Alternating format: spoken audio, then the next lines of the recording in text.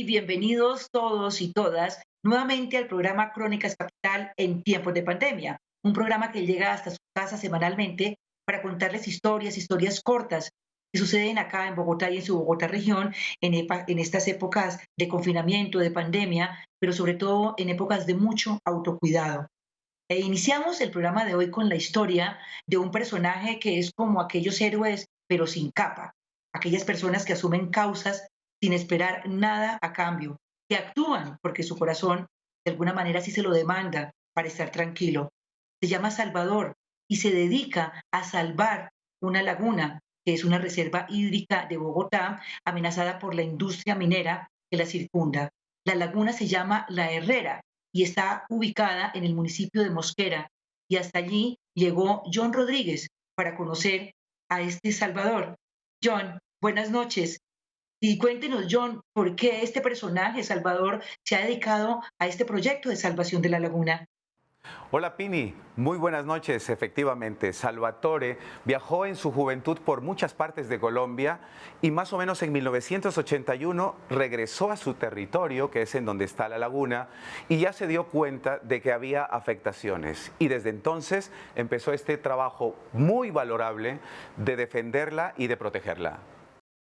¿Y quién está ayudando a Salvador, digamos, en este proyecto casi que solitario y personal? Sí, es definitivamente un trabajo casi solitario, porque aunque ha recibido ayudas muy esporádicas de siembra de árboles de vez en cuando, a veces de limpieza de la laguna, pero nada de eso ha sido suficiente y en conclusión él ha tenido que seguir esa lucha solo. Por eso queremos que se graben este nombre, Salvatore Maldonado, Salvador de la Laguna. Aquí les presentamos su historia.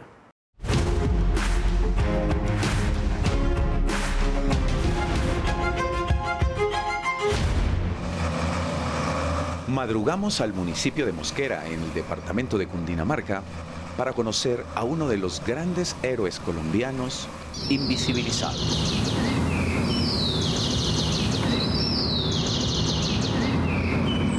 Esta es la historia de Salvatore Maldonado,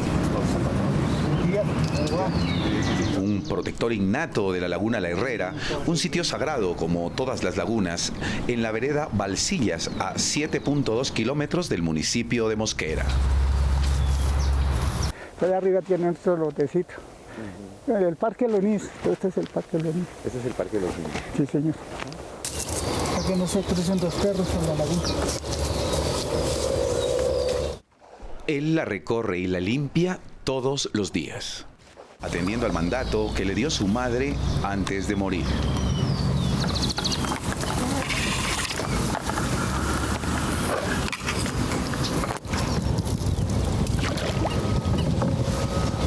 A pocos metros de la laguna, la explotación minera en la zona amenaza con destruirla.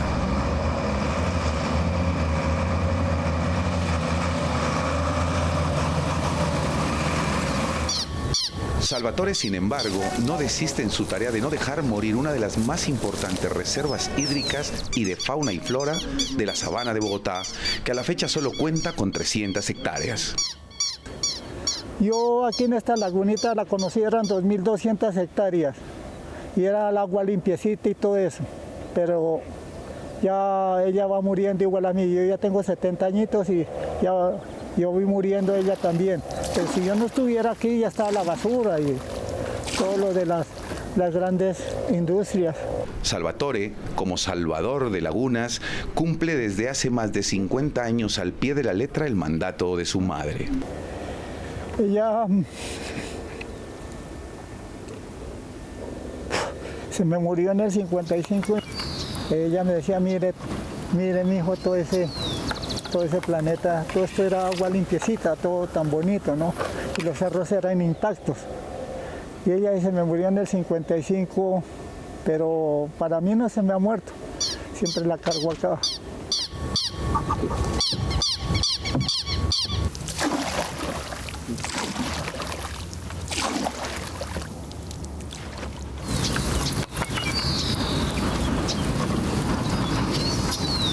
Yo quiero mucho, quiero la laguna y la defenderé a capa y espada. Cuando a mí me amenazaron en el 2019, me amenazaron que tenía que irme de objetivo militar. Pues ya si me matan ya me voy contento, porque ha sembrado más de unos 8.000 árboles en el Parque Los Niños y Agua Dulce.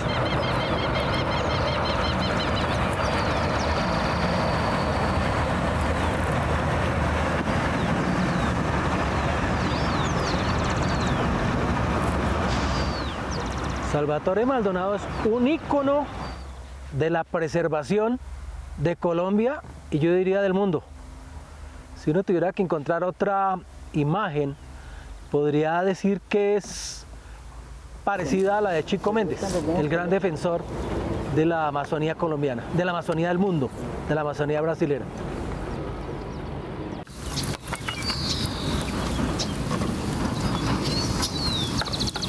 ¿Cuánto daría yo para mandarles unas botellitas de agua a los niños en La Guajira, a mis paritas?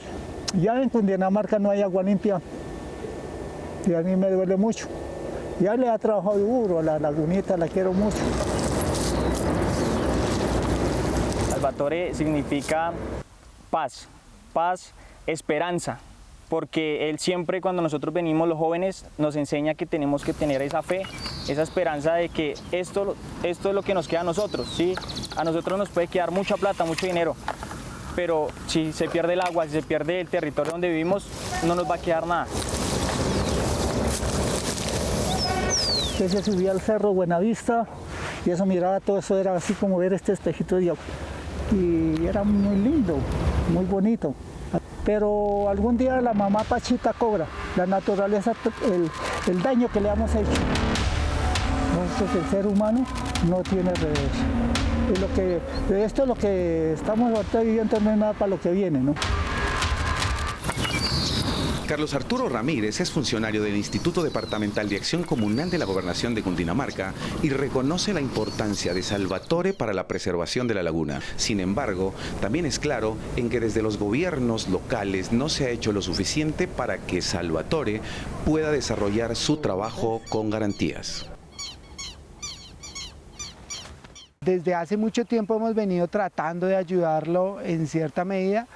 A veces sí es voluntad política la que se tiene que lograr acá, voluntad de que los gobiernos entiendan que estos humedales no es que hace parte de la gobernación o de Mosquera, porque a veces en eso creo que hemos fallado en quién tiene la responsabilidad de darles ayuda a Salvatore.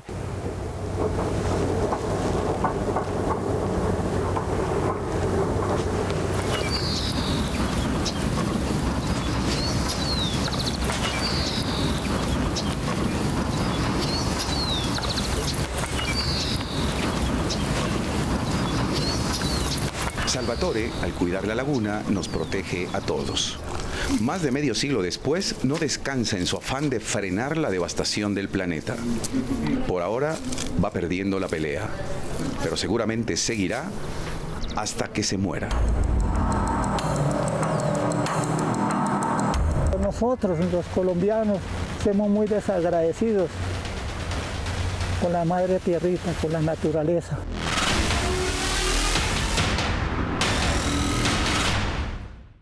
Y bueno, y seguimos con sorpresa de esas que suceden no solamente en la Bogotá región, como la nota que acabamos de ver y que nos habla de un salvador de una laguna, sino de historias que también suceden en la capital.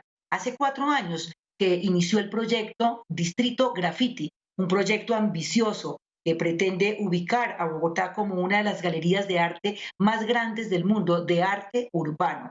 La historia la encontró Juan Ricardo Pulido en la localidad de Puente Aranda. Juan Ricardo, buenas noches y cuéntanos qué tanto ha avanzado 4 años después de esta iniciativa, qué tanto ha avanzado este proyecto. Pini, buenas noches. Ha avanzado, creo yo, muchísimo, ha avanzado un montón. De hecho, tienen una estación de Transmilenio que recibe su nombre, Distrito Graffiti, y que da la entrada justamente a estas 3 cuadras, un corredor fantástico, colorido, lleno de una cantidad impresionante de murales. Son 7.000 metros cuadrados de arte urbano, de un graffiti hermosísimo que llega a cerca de 110, 120 obras más o menos uno encuentra allí, Pini. ¿Y qué clase de artistas han pasado allí a estampar en esas paredes de Puente Aranda su arte? Pues muchos capitalinos de Cali, Medellín, pero también llama la atención la presencia de artistas internacionales.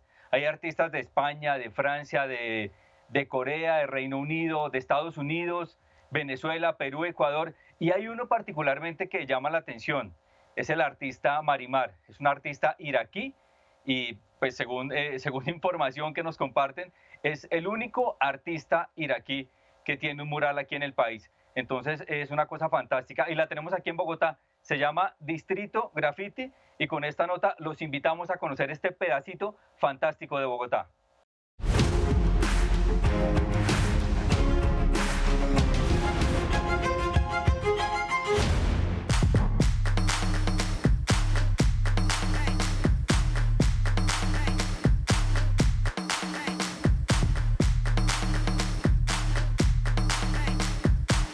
La ciudad se vuelve como un gran lienzo en donde cada uno dice lo que quiere a su manera, entonces se vuelve como un lugar de diálogo, ¿sabes? Donde hay controversia, donde hay mensajes de amor, donde hay mensajes de protesta, de denuncia. El grafiti es un medio de expresión que tiene como principal plataforma la calle, los escenarios urbanos. Para mí el grafiti es un medio equivalente, digamos, al dibujo, a la escultura, es un medio para expresar ideas en el espacio público. Para mí el grafiti tiene que ver mucho más con independencia y mucho más con una autogestión. Caminar la ciudad, recorrer la ciudad, experimentar la ciudad a través del grafiti. Y ese fue mi primer acercamiento.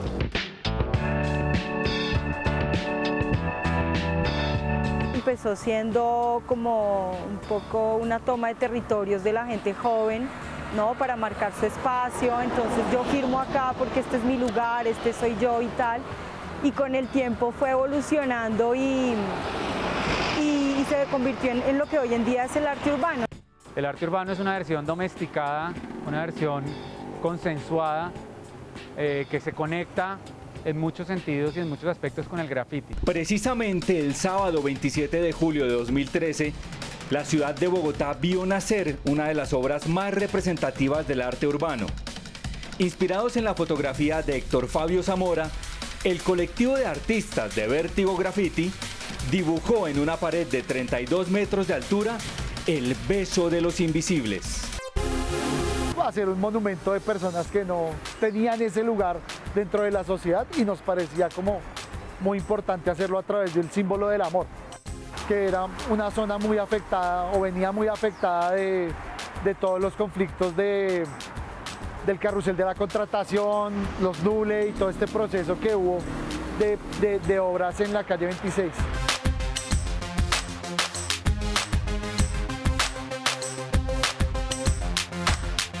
El beso de los invisibles nació como un símbolo de amor para Bogotá. Entonces, por un lado está esa ciudad en construcción y por el otro lado se enfrenta como tal a este centro internacional que es el centro, digamos, de poder financiero del país. Marcó un hito en la intervención del graffiti, una suerte como de brecha o relación con el mural, el arte urbano. Se ha vuelto como un símbolo de reconciliación y un monumento al amor. El beso de los invisibles visibilizó el arte urbano, lo acercó a la ciudad, a los bogotanos y alimentó el deseo de abrir otros espacios de expresión artística. Distrito Graffiti nace cuando el equipo de Vértigo Graffiti viaja a Miami, al sector de Wynwood, a pintar una obra y se da cuenta que hay una necesidad importante de que Bogotá tenga un escenario de arte urbano y de graffiti. La idea era que pudiéramos aprovechar de una infraestructura ociosa que tenía Puente Aranda, que son muros. Decenas de miles de muros en una de las localidades más grandes de Bogotá. Los lienzos se crearon sin saber que iban a terminar siendo lienzos. Y eso fue una de las cosas que fue determinante para decidir Puente Aranda como el epicentro del Distrito Graffiti de Bogotá, sin que esto signifique que el graffiti se siga presentando en todas las localidades. Empieza a crear una serie de diálogos en el espacio público que tienen que ver con el arte, con la pintura, con a veces ideas políticas sociales, ambientalistas, y en ese sentido de diálogo es donde se produce como la construcción de ciudad para mí. Tanto mural, arte urbano como graffiti están conversando hoy en día en el mundo y esa era la idea de traerlos a Distrito Graffiti. Hoy en día contamos en Distrito Graffiti con más de 110 murales que fueron pintados por artistas de Asia, de Europa, de América del Sur, de América del Norte, Centroamérica. Sabotaje le tomó una fotografía a un anciano en su ciudad natal, Tenerife, y vino y lo pintó a Bogotá.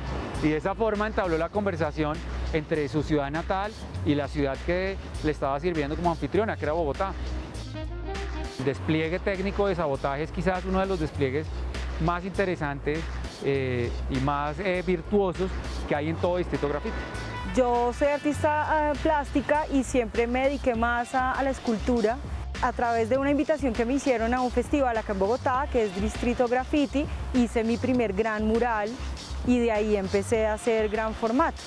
Es una ventana que se abre para poder visualizar un movimiento que está vivo en todo el país.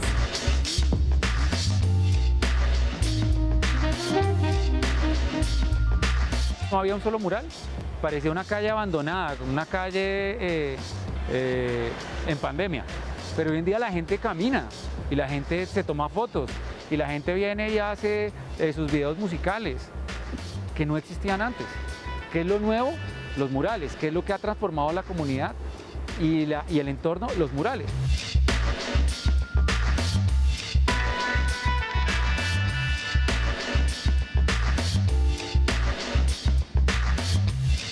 Pues vengan a Distrito Graffiti.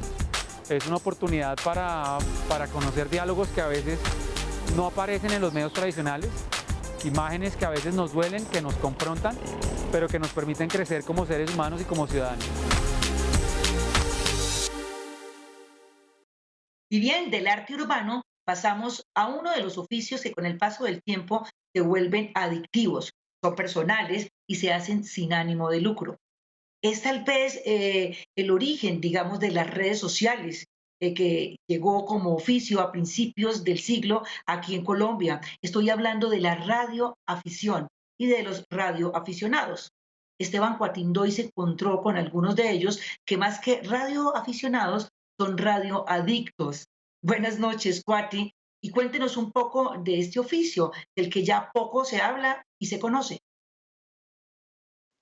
Así es, Pini. Puangue Tucuicuna, nuestro saludo de hermandad.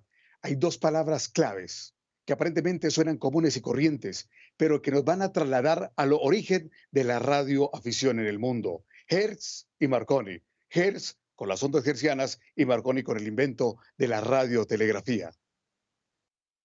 Y aquí en Colombia, Cuati, ¿quién puede ser radioaficionado? Pini, tú, yo, cualquier colombiano mayor de 18 años que presente sus pruebas, que adquiera su licencia y obviamente que ese colombiano tenga un equipo de radiocomunicaciones legalizado. Aquí está esta historia con 3 hombres de los 6 millones que existen en el mundo dedicados a la radioafición, con Juan, con don Francisco y con Luis.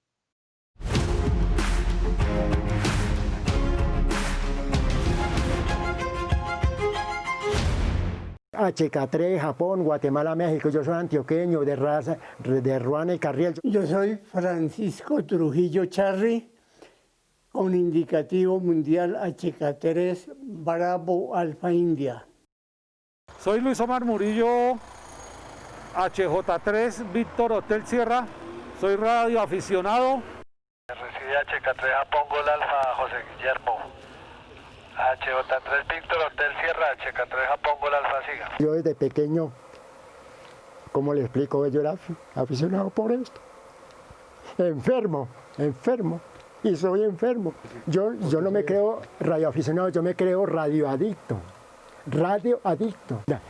Con el sintonizador, pues uno utiliza las bandas. La clave Morse todavía se utiliza mucho, inclusive la mayor parte de la gente ahora hace los concursos de telegrafía es con el computador, por medio del computador, manejan el computador. Por ejemplo, yo no sé manejar el computador y yo utilizo la clave Morse es para hacerla manualmente. Por ejemplo, hago un llamado ahora, hagamos un llamado SW, CQ, CQ, D, H, 3, HK3, Japón, Gol, May. De algo sirve la repetidora. Gracias, John James, por responderme. Adelante. Don Juan, no, muchas gracias a usted por recibirme. Yo llego del trabajo, aquí es de mis aparatos, sí, a veces, pues, usted sabe, se presentan problemas porque uno se entrega mucho a esto, pero este es mi hobby, este es mi hobby. Este es mi hobby. Mi primer radio, por ejemplo, este son 500, este lo traje de Ambalema, ¿sí? Ese radio lo traje de Ambalema, Tolima, despuesito de esa vaina esa, como el de la inundación de Armero. Buenos días, ¿quién se encuentra por este medio? Soy radioaficionado aproximadamente desde el año 88. Inició a raíz de la emergencia que se presentó en Armero, Tolima, donde nos dimos cuenta que no había un sistema de comunicación efectivo para cuando se presentaban este tipo de emergencias en el país. A partir de ahí, y con el apoyo de la Cruz Roja Colombiana seccional Cundinamarca y Bogotá, iniciamos todo este proceso. Se creó una de las primeras redes de radiooperadores de Cundinamarca, donde aproximadamente unos 14 o 15 municipios contábamos con radios bases. HJ3 Víctor Hotel Sierra, HK3 Japón Gol Alfa, coordinador de la red de emergencia Radio Club del Dorado. ¿Cómo me está recibiendo su comunicado 95? Desde Facatativá hacia Bogotá recibido, señor. El espíritu del radioaficionado es servir por intermedio de su buena voluntad, de su tiempo y de sus equipos, sobre todo en comunicaciones de emergencia. En las grandes catástrofes siempre ha sido la mejor oportunidad para los radioaficionados, con mucha vocación, con mucho espíritu, poder colaborar en esas tragedias. ¿Cómo está usted? Mi señor, con las buenas tardes, don Mario. HJ3 Charlie Nancy May lo saluda y saluda ahí a todos los colegas que están reunidos con Pachito Valle. Bueno, deseándole que haya tenido un día sabroso. No olvidar las medidas de seguridad que debemos tener en estos momentos de la pandemia, seguir cumpliendo con la normatividad de bioseguridad, cargar sus equipos personales, la desinfección continua de lavado de manos. Hola, atento a HK3 IAF, atento Pacho, atento a HK3 IAF, HK3 IAF, HK3 Japón, Guatemala, México, que va interrogando la frecuencia. Bueno, vámonos a pasar a otro, aquí a la frecuencia del Radio Cruz. Vamos a ver, buenas tardes, saludo cordial. Vamos a ver quién se encuentra en la frecuencia. Interroga Hotel Kilo 3 Japón, Guatemala, México. Bonito, gusto escucharle, saludo al familiar, lo mismo saludo para James. Escuchándole a los dos muy bien, por ahí salió ahorita Juan Carlos 3 en el seguro y lo preguntó. Porque es que nosotros estamos en la capital, pero aquí hay rincones, es que en la misma Cundinamarca hay rincones donde no entra el celular. Y entonces, pero de pronto allá hay un radioaficionado, puede ser con su radiecito de 11 metros, que ahora pues se consiguen muy fácil, ¿sí? HJ3 Víctor Hotel Sierra, Luis Omar, desde Facatativá. Buenas tardes. Aquí la pandemia se ha vivido todos aconsejándonos entre todos que no estemos en la casa, porque aparte pues hay gente muy joven, sí, porque también hay gente joven. Pero era como es aconsejándonos de estar en la casa, y inclusive como aquí hacemos ruedas, por ejemplo en la 7145, a mediodía, de 2:30 a 1, hay una rueda donde se reportan todos para encontrarse con los otros amigos, ¿sí? Ahí sale un control que lo va recibiendo todos uno por uno. Y han habido hasta 100 contactos, imagínense, 100 radioaficionados que han aparecido, ¿sí? Ahora por la pandemia, o sea que los hicieron renacer. Y bien, con historias de salvadores de lagunas, con artistas del arte del urbano y con radioadictos enamorados de su oficio, hemos llegado al final de este programa por el día de hoy, pero nos vemos la próxima semana con más temas para más historias. Hasta pronto y quédense en casa.